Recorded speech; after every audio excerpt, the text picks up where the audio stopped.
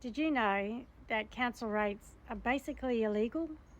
But because the state government have made it a second arm of the branch of the state government, they've kind of overturned your referendum that you made in 1974 and in 1988 with Bob Hawke. So in 1974, Govt proposed funding for councils. It was rejected. In 1988, Bob Hawke thought he'd come in and do something very similar, except he wanted to recognise councils. Because you know why? The state were overwhelmed with other departments that they couldn't take on each individual councils. But they did this despite of the Australian people voting no against the recognition of it or the funding of it.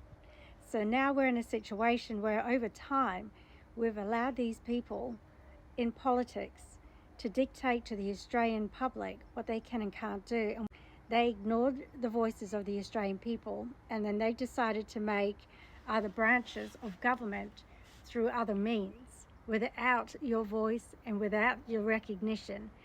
So that's basically telling us that the referendum means nothing to some degree. If it did mean something, we wouldn't have council rates taxing us, telling us what we can and can't do on our property. Because someone in the chambers of a local council believe that they have more say over what goes on your property than you do. So this is a classic example of when the Australian public does nothing. We just allow things to build up and continue. It starts off small and then it becomes a bigger issue. We already showed the Australian government that we rejected both referendums in 74 and 88, but slowly along the way they started to do things in small bits and pieces, and eventually it became the norm. We can either sit here, piss and moan about it, or we can do something about it. When the Australian government think that they have more say than the Australian people, that's a problem. And we need to remove that problem and make it very clear in the votings here in WA and every other state in the upcoming federal election, who's boss? And that's us, the Australian taxpayer. We are the boss. You need to vote for people that resonate with you, but stay away from the big four parties. Because what people don't understand is that we are not a two-party system. We never have been. Otherwise, we wouldn't have Bob Katter. We wouldn't have Lambie, Lydia Thorpe, have Clive Palmer.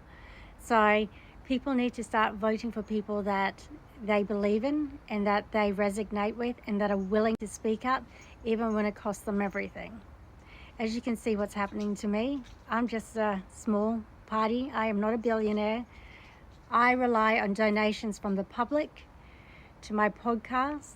And if I don't get that and I don't get your votes, I get nothing. So you can either vote for the big parties that spend our taxpayer money to make them bigger and better, or you can come for independents like me who are new on the scene, who've had enough of our government, and we need to go back towards our constitution. And when we say no as a public in a referendum, we mean no.